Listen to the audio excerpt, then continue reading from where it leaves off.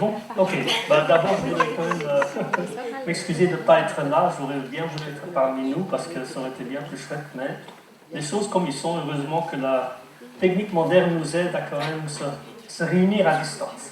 Alors, je voudrais parler d'un projet où on essaie d'introduire l'homéopathie dans les fermes anglaises. Et ça fait déjà depuis longtemps qu'il y a une organisation qui s'appelle l'homéopathie en botte, qui, avec le soutien de Charles d'Angleterre, qui apprend les fermiers à utiliser l'homéopathie pour soigner leurs animaux. Alors ces cours ils sont très bien organisés et très pratiques et beaucoup de fermiers ils ont appris à utiliser l'homéopathie et la pratiquent dans leur ferme, souvent à l'insu de leur vétérinaire. Alors les acteurs de cette organisation ont créé une autre organisation qui s'appelle Whole Health Agriculture. Alors ça se traduit en une agriculture de santé totale. Alors cette organisation essaie d'encourager les fermiers à utiliser une palette de méthodes non conventionnelles pour améliorer la santé de leurs animaux et de réduire les recours aux méthodes chimiques non durables. Alors c'est surtout évidemment la prévention qui est le sujet.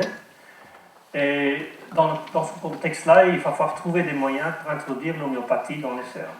Alors on note que les acteurs de cette organisation ont quand même tous une forte préférence pour l'homéopathie. Alors basé sur l'expérience de plusieurs années à enseigner les fermiers de son rôle de vétérinaire dans les fermes et de voir ce qui ne marche pas, le vétérinaire Chris Oakland a développé un système de traitement homéopathique à utiliser au moment de stress dans les fermes pour diminuer les besoins de traitement après. Alors, le principe, c'est de donner des remèdes homéopathiques avec une réputation pour certaines suites juste avant ou au moment des moments difficiles de la vie des animaux. Or, les médicaments sont soit mis dans l'abreuvoir si on veut traiter tout le cheptel ou donnés directement aux animaux dans les cas individuels. Voilà, ça c'est Chris. Et le sigle de Whole Health Agriculture que j'utilise pour cette présentation et puis le site web où l'organisation se trouve. Alors, un exemple classique, c'est qu'au moment que le vétérinaire il vient pour tester les vaches pour la tuberculose, ça se fait beaucoup en Angleterre, ils ont des gros problèmes avec ça. Alors c'est un stress qui est aussi bien pour les fermiers que pour les vaches. Alors le vétérinaire il va venir 2 fois en 3 jours et toutes les vaches seront obligées de passer dans une cage de contention, ce que la plupart d'elles détestent. Et en plus de ça, pour le fermier, il y a la possibilité, dans le cas de test positif, que la ferme sera fermée pour tout mouvement animal, plus de possibilité de vendre des animaux, et où une ou plusieurs vaches seront abattues parce qu'elles seront trouvées positives.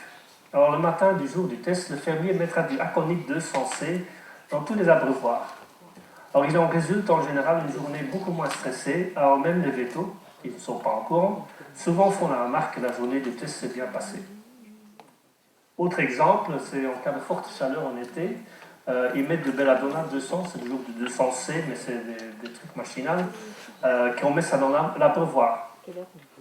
Et un autre moment très connu du stress, c'est un moment que la séparation de la vache et de son veau, et dans les vaches laitières, souvent même quelques jours après la naissance. Alors on va utiliser du Ignatia 200C à nouveau, le jour du sévrage pour maman et veau. Alors ils ont tout un répertoire de remèdes, même des mélanges de remèdes à donner pour des stress que les fermiers connaissent bien, pour qu'ils puissent traiter en anticipation, comme par exemple tout ce qui se passe autour des naissances évidemment. Alors, parfois, il est nécessaire de faire des programmes et des prescriptions un peu plus individuelles pour des animaux ou des cas de troupeaux qui ne répondent pas. Là, si possible, Chris va aider les fermiers. Mais aussi, il y a des réseaux de fermiers qui sont très bien organisés, ou les fermiers qui ont beaucoup d'expérience avec les remèdes, qui essayent différentes sortes de choses et qui partagent leur expérience. Et ceci augmente les résultats positifs et augmente l'expérience qu'ils ont, les moyens de traitement, de prévention qu'ils ont. Alors évidemment, l'utilisation des remèdes homéopathiques ne remplace pas une bonne gestion de la ferme, ça c'est évident. Alors les résultats sont souvent assez remarquables. Il y a des réductions de maladies après les moments de stress, qui fait des réductions de médicaments. Et souvent, surtout dans les fermes laitières, il y a des diminutions d'utilisation des antibiotiques de 20 à 70%. Et il y a aussi toujours des nettes améliorations de la fertilité. Chris apprend aussi aux fermiers à rassembler les données de la ferme pour documenter ce qui se passe quand les méthodes de prévention sont introduites. Et je pense qu'en ce moment, qu'avec la HRI, le Homeopathic Research Institute, et un projet de recherche qui est en cours pour évaluer ces approches d'une façon objective en vue d'une publication. Alors tout ça peut sembler un peu orthodoxe par rapport à l'approche classique de l'homéopathie en face du patient, mais il faut tenir compte des facteurs suivants. Alors, ces éleveurs veulent souvent des solutions simples, des solutions qu'ils puissent facilement introduire dans leur agenda journalier fort chargé, ou parfois ça doit être appliqué par leurs employés qui n'y connaissent rien. Et aussi, il faut considérer que certains de ces fermiers n'ont aucune affinité pour l'homéopathie, mais veulent quand même en avoir le bénéfice. En plus, comme j'ai dit, il y a un réseau de fermiers et de conseillers qui ont beaucoup d'expérience dans ce domaine et qui ont une connaissance de l'homéopathie et d'expérience et qui veulent aider des fermiers qui n'ont pas cette expérience et pas l'éducation.